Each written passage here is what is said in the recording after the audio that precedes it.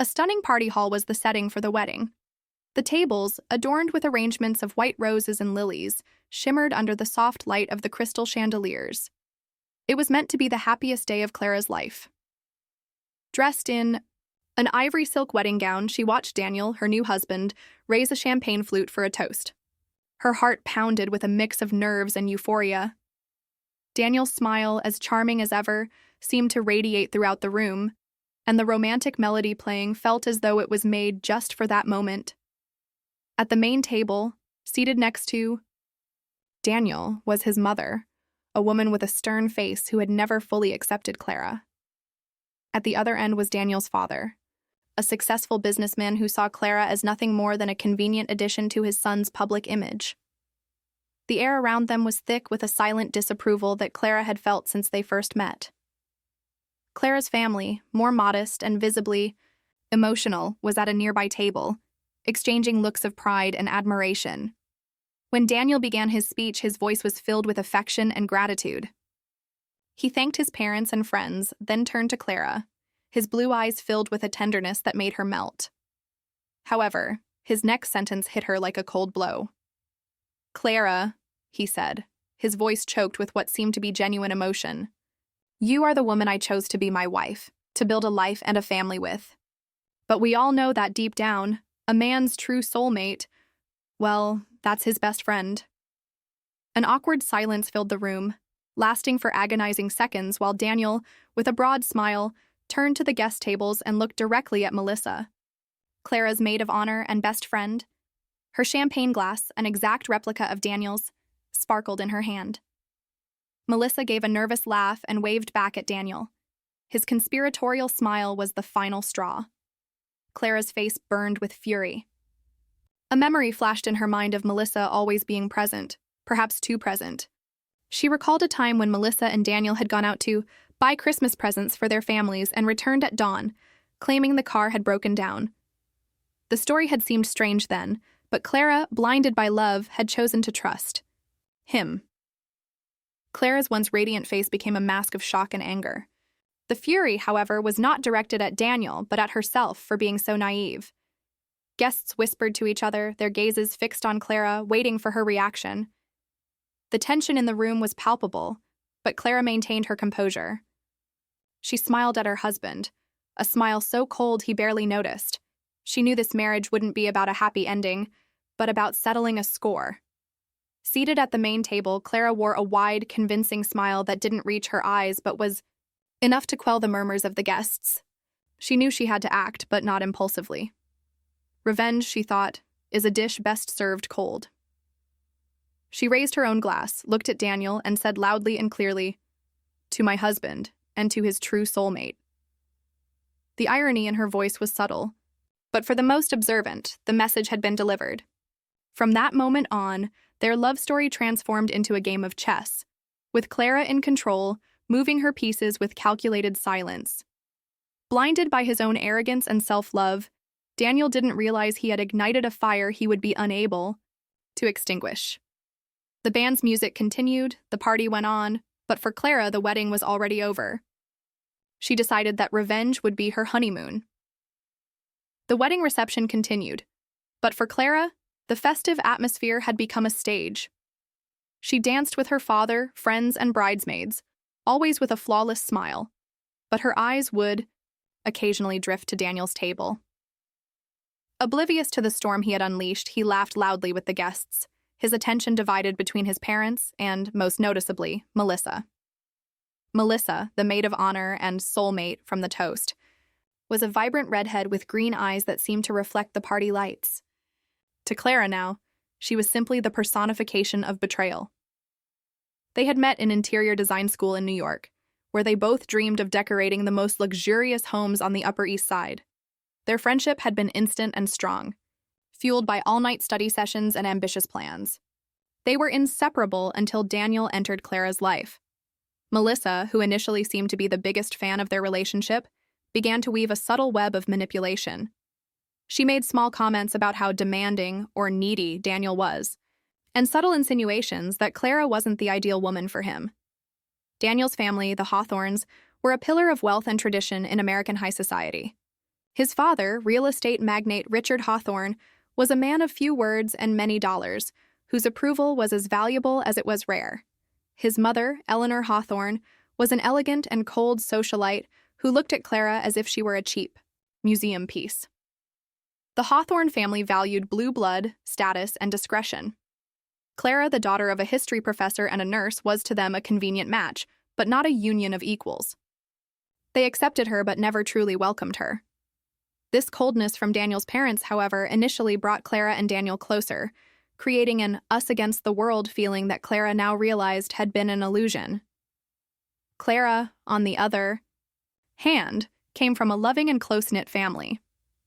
Her father, Robert, a passionate historian, and her mother, Susan, a dedicated nurse, always supported her unconditionally.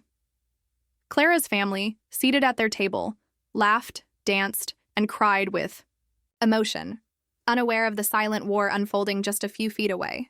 They saw Daniel as the Prince Charming who had whisked their daughter away to the life she deserved, a life of luxury and opportunity. They, like Clara, had been blinded by the facade of perfection. At the center of it all was Daniel himself, a charismatic and seemingly perfect man who fit perfectly into the Hawthorne world. He was the representation of the American dream for many, handsome, wealthy, and successful. But behind his perfect smile was a subtle arrogance and an inflated ego. The toast was not a slip-up, it was a revelation. It was the moment Daniel's mask fell, exposing his true nature. A man who believed he was the center of the universe, capable of doing whatever he wanted without consequence. Most importantly, he was a man who underestimated the woman he had just married. He didn't know it, but Clara had started gathering information weeks ago, sensing that something was wrong but lacking the courage to face the truth.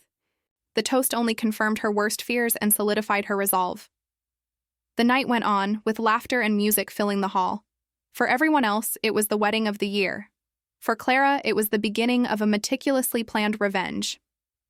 Their honeymoon, a luxurious trip to Italy, turned into an elaborate charade.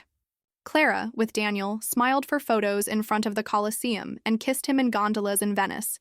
But every touch, every kiss, was a cold reminder of his betrayal. While Daniel made plans for their future and talked about the house they would buy, Clara used every private moment to gather more information. She had access to Daniel's phone and laptop, and under the pretense of organizing our photos, she scanned his messages, emails, and browse history. The evidence she found was painfully clear. Text messages with Melissa full of inside jokes and codes about the secret, and emails that confirmed a year-long affair. The betrayal wasn't just physical. It was a partnership, a conspiracy against her. Daniel and Melissa laughed behind her back, mocking her dreams and her family. There was one email in particular that hit her like a punch to the gut. Melissa wrote to Daniel, "You'll have to put up with the professor's little girl for a while longer, but then we can live our life, our love, without worrying about her." The betrayal was becoming more personal. During a romantic dinner in Florence, while Daniel talked about business plans, Clara interrupted him. "Daniel, do you remember our toast?" The seemingly innocent question made Daniel choke on his wine. "Of course, my love. It was just a moment of emotion." He tried to hold her hand, but Clara pulled away. "I understand, Daniel. But explain to me, what did you mean by true soulmate?" The tension at the table was cutting. Caught off guard, Daniel tried to play it off. "It's an inside joke, Clara. Melissa and I have been best friends for years, that's all." Clara, however, didn't stop. "Funny. You also used inside jokes when you told me you had to go to Boston on a business trip the same day Melissa was there for a conference, right?" Daniel turned pale. He didn't know how Clara had found out. She had discovered the trip in a folder on his computer, and a quick check of Melissa's Instagram revealed what he was trying so hard to hide. He tried to defend himself, but every word that came out of his mouth only dug him deeper into the hole he had created. Back in the United States, Clara's revenge took a new turn. She began to act. In the first week, she created a fake social media profile under the name Jessica. Through this profile, she started to connect with Daniel and Melissa's mutual friends. She would add them and, with meticulous care, began liking old photos of Daniel and Melissa. Photos that were just friend pictures. But with the narrative Clara was building, they seemed to have a deeper meaning. She was creating a subplot, a parallel storyline of an affair that had existed even before she and Daniel were together. Daniel's mother, Eleanor, noticed Clara's strange behavior, but didn't understand what was happening. She saw Clara on her phone, a sneer on her face, and thought Clara was just a frivolous and superficial girl. She had no idea that Clara was planting the seeds of discord that she would soon harvest. With each passing day, Clara grew stronger and more confident, while Daniel became more paranoid and distant. Their home became a battlefield, where the war was fought with fake smiles and looks of hatred. Their love, if it had ever existed, had died at the altar. And now, Clara was willing to burn everything else down. Clara continued her operation with a new and dangerous complexity. She had noticed that Daniel's mother, Eleanor, was obsessed with keeping up appearances. The Hawthorne family's reputation was her most precious asset, and Clara saw this as her new weapon. She began to leave discreet clues for Eleanor to find. She would forget her phone on the coffee table with a notification from Jessica, highlighted, or leave a laptop open on a gossip forum page where people commented on couples who met at luxury hotels. In Eleanor's eyes, these clues were just evidence of a reckless and gossipy bride, but for Clara, they were key pieces of her revenge. Meanwhile, the Jessica subplot was growing. The fake profile, which Clara maintained carefully, now interacted directly with Melissa and Daniel through comments on old photos. With each new comment and like, the tension between Daniel and Melissa increased. They wondered who Jessica was, but couldn't do anything without raising suspicion. Time pressure was Clara's secret. She knew she had to act fast before they discovered that Jessica was a fake profile. She started posting on high society gossip forums, using Jessica's identity, calling Daniel and Melissa the cutest secret couple of the year. The seeds of discord were planted, and now Clara was watering them with the fuel of gossip. In parallel, Clara initiated a new subplot focused on Daniel's father, Richard. She knew Richard was involved in a land ownership deal that was under investigation. Using her knowledge of interior design and her ease with documents, she began searching for documents that proved tax evasion.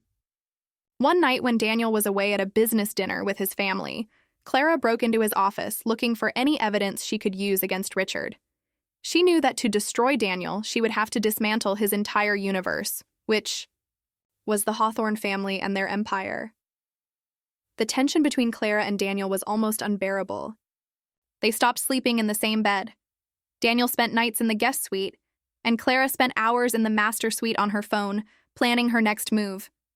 Their conversations were short and cold. "Did you pick up the laundry?" "Yes." "Where is my phone?" "I don't know." Intimacy had been replaced by a veiled hostility. The time pressure increased every day. The wedding had been only a month ago, but their married life was already in ruins. With each new post from Jessica and each new clue Clara left, Daniel became more paranoid and Melissa more anxious. Clara, however, remained calm. She knew she had to act at the right moment, and that moment was coming. The war was about to become an open battle. The turning point came during Richard Hawthorne's birthday dinner, a lavish party at the family mansion in Long Island. The cream of high society was present, and the atmosphere was one of ostentation and formality. Clara was sitting next to Daniel, who was ignoring her, and across from Melissa, who was looking at her with a mix of fear and disdain. Eleanor, the EA family matriarch, sat next to her husband Richard, with a forced smile on her lips. She had noticed the clues Clara had left, and although she didn't understand the full situation, she was already suspicious. In the middle of dinner, one of the guests, a business colleague of Richard's, approached them. "Richard, a pleasure to see you again. And the Miami project, how is it going? Were you able to solve the license problem?" Richard, visibly uncomfortable, tried to change the subject, but the colleague continued. "They said the licensing process was complex. Fortunately, we have the golden boy here, Daniel, who told us in one of our conversations that he resolved the matter quickly for you." Daniel swallowed hard. He and Richard exchanged a panicked look. The license in question was a sensitive matter and was under investigation. Clara, who had discovered the license fraud in her research, smiled coldly. Daniel, in a desperate act, tried to defend his father, saying the conversation was just a joke. But the seed of doubt had already been planted. The mood of the dinner changed completely. People started whispering, and everyone's attention turned to the Hawthorne family. Eleanor, sitting next to her husband, stood up abruptly. "Richard, can we talk privately?" she said in a whisper of ice. Richard, with a pale face, followed her to the living room. The tension at the table was unbearable. But the real turning point wasn't just Richard's scandal. It was the moment Daniel, in desperation, sent a text message to Melissa. "We need to talk. Now. What do you think she knows?" Melissa, with her phone in her hand, looked at Clara, who was staring back at her with a victorious smile. Melissa understood. The Jessica on Daniel's phone, the comments about the secret affair on forums, the liked photos. It all pointed to Clara. She knew. The turning point of the story was the revelation of the conspiracy. The masks of Daniel and Melissa had fallen. Daniel, who until then had been living in a bubble of arrogance and lies, was now facing reality.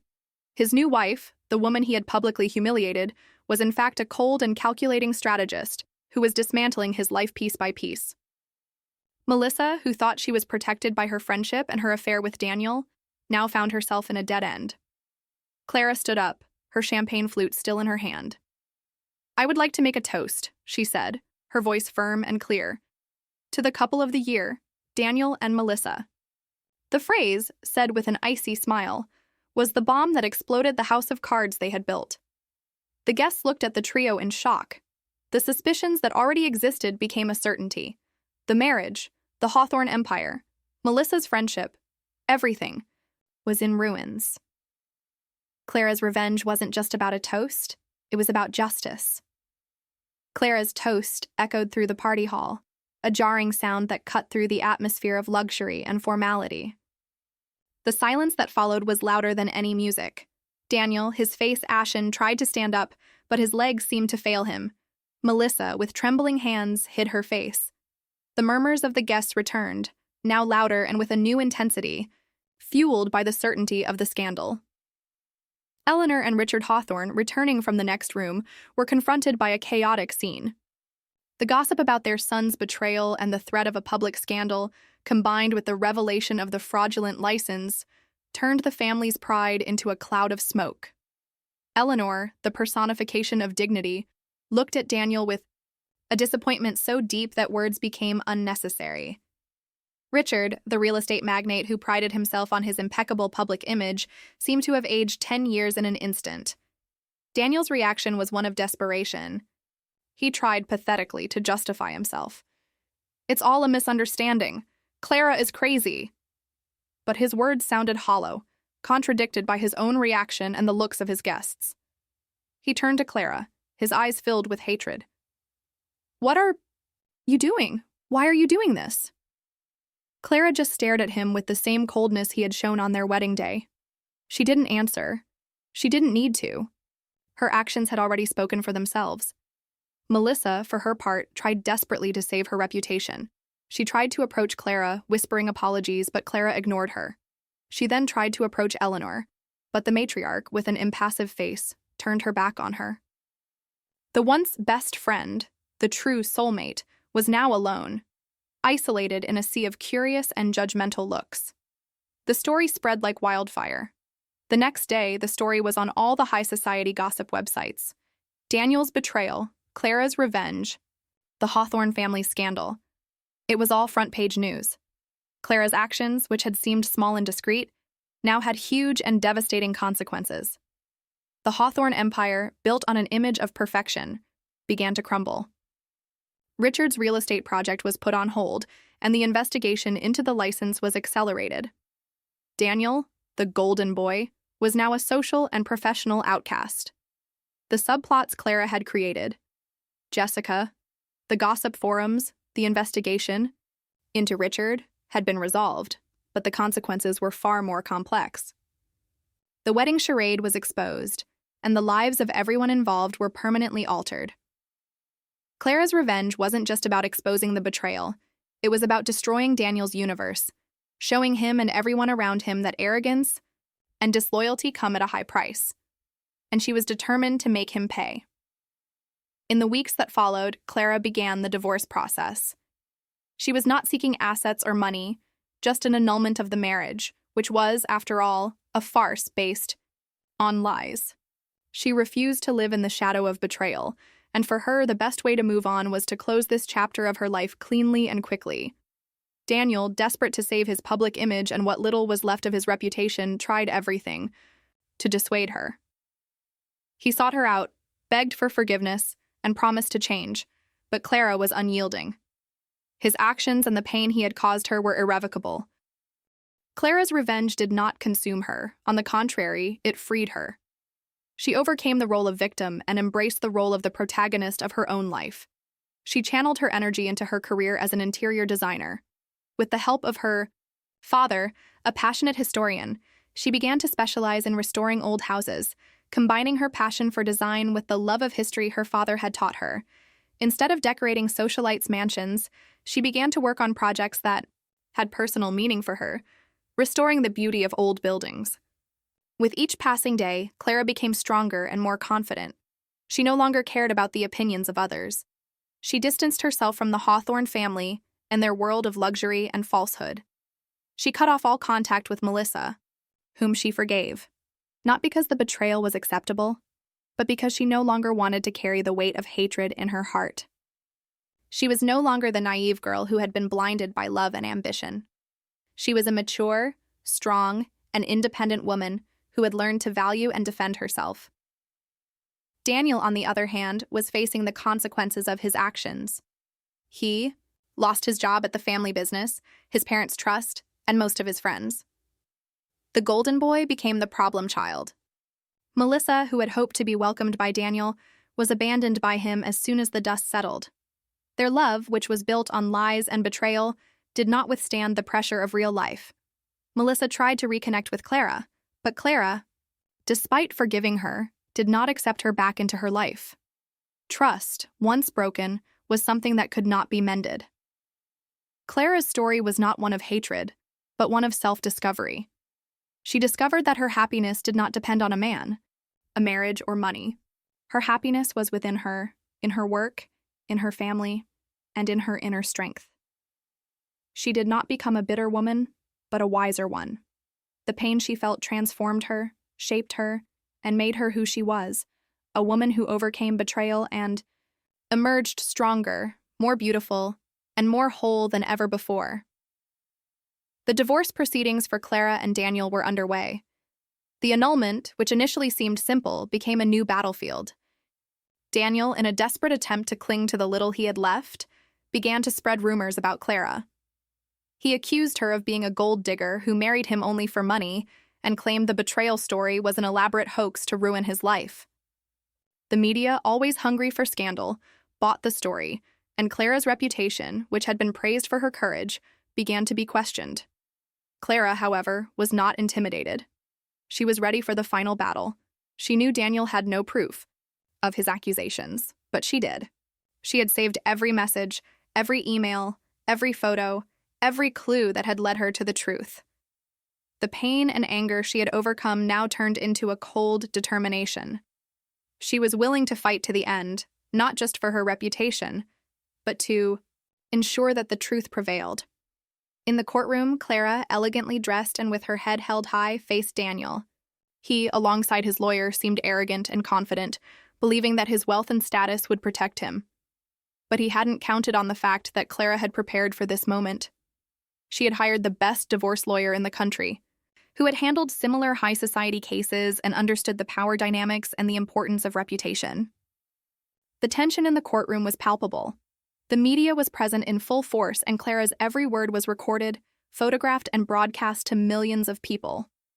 Daniel's lawyer tried to discredit Clara's accusations, calling them the drama of a scorned woman, but Clara remained calm and impassive. She knew her time was coming. The Hawthorne subplot was resolved. Under the pressure of the investigation and the scandal, Richard was forced to step down from the company. Daniel's father, who had always been a proud and unshakable man, was now broken. Eleanor, on the other hand, began to reevaluate her choices. The luxurious life and perfect image she had so cherished had crumbled, and for the first time in her life, she wondered if the price of perfection was too high. The climax was the culmination of all the subplots of the story.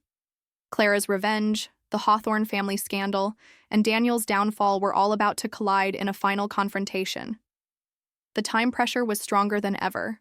Clara's life, Daniel's career, and the Hawthorne family's reputation were all at stake. And Clara, with a sneer, knew that victory was within her grasp. The climax had been prepared. The courtroom was silent. The judge, a woman with a stern demeanor, observed both parties. Daniel's lawyer was finishing his argument, painting Clara as an ambitious and unscrupulous villain. He claimed that Clara had orchestrated everything to benefit financially, and that the accusations of betrayal were an invention to justify her cruel behavior. With every word, Daniel smiled, believing that his narrative, that of the innocent and betrayed man, would prevail. Then it was Clara's lawyer's turn. He stood up, adjusted his glasses, and looked at the judge. "Your Honor, my client is not here to tarnish anyone's reputation. She is here to seek the truth. And the truth, as Mr. Hawthorne well knows, is in the video we are about to show." Commotion erupted in the room. Daniel's lawyer protested, but the judge, curious, allowed the screening to proceed. A screen lit up in the courtroom, and the image of a party hall illuminated by crystal chandeliers appeared. It was Clara and Daniel's wedding reception. The camera, discreetly positioned, captured the exact moment of Daniel's toast. His voice, clear and loud, echoed in the room. "Clara, you are the woman I chose to be my wife, but a man's true soulmate, well, that's his best friend." The shock on Daniel's and his lawyer's faces was palpable. The judge, her eyes fixed on the screen, watched the scene. The camera then changed its angle, showing Daniel smiling at Melissa, who waved back. The video continued, showing scenes from the wedding where Daniel and Melissa laughed together, whispered, and exchanged knowing glances, ignoring Clara's presence. The narrative that Daniel and his lawyer were trying to build collapsed in seconds, but Clara's revenge didn't stop there. The video switched to a second part, showing a recording of a secret meeting in a hotel. The image was grainy, but the voices were unmistakable. It was Daniel and Melissa. They were talking about the fake wedding, laughing at Clara's jokes and her naive parents. And at the end of the video, they kissed. The kiss was the final and irrefutable proof of the betrayal. The screen went black, and silence returned. A different silence, heavier and laden with guilt. Daniel, his face red with shame and fury, stood up and tried to attack Clara. "You..." He couldn't finish the sentence. The judge banged her gavel and the guards detained him. The story of Clara, the betrayed woman who took her revenge, had been confirmed for the entire world. The twist in the climax was not just the video, but Clara's reaction. She did not gloat in Daniel's defeat. She didn't smile triumphantly. She simply stood up, picked up her bag, and walked out of the room, leaving behind the man who had been her husband, his family, and his reputation in ruins. Clara's revenge was not about shouting her victory, but about proving the truth and freeing herself. She had overcome the conflict, and now she could finally move on. The court's decision was swift and without hesitation. The annulment of Clara and Daniel's marriage was granted.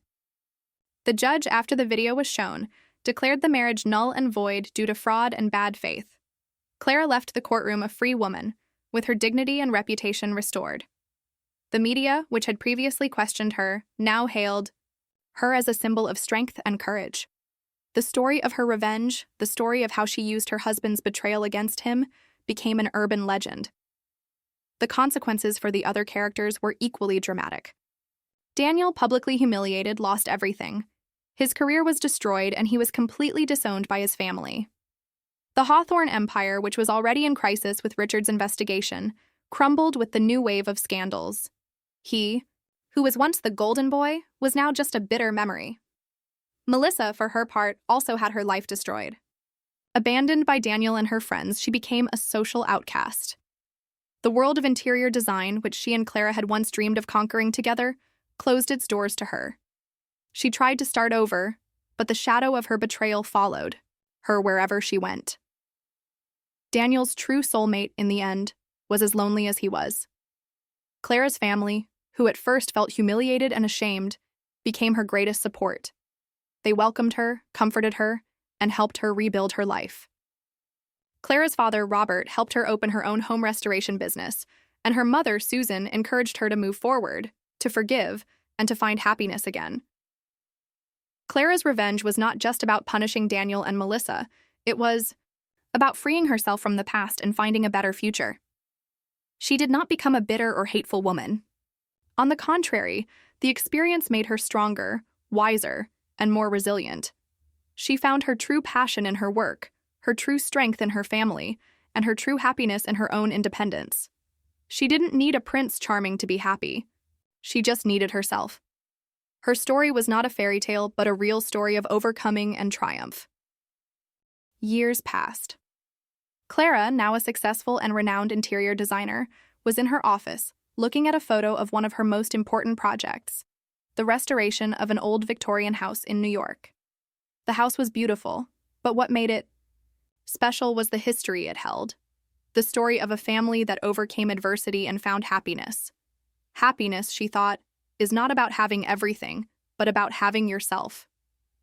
And for the first time in her life, she was whole. Clara's story is a powerful reminder that betrayal can be a catalyst for strength and self-discovery. That pain can be transformed into power, and that revenge, when done with intelligence and dignity, can lead to true freedom. What did you think of Clara's story? Leave your comments, share your opinion, and tell us, what would you do if you were in her shoes? Your story matters too.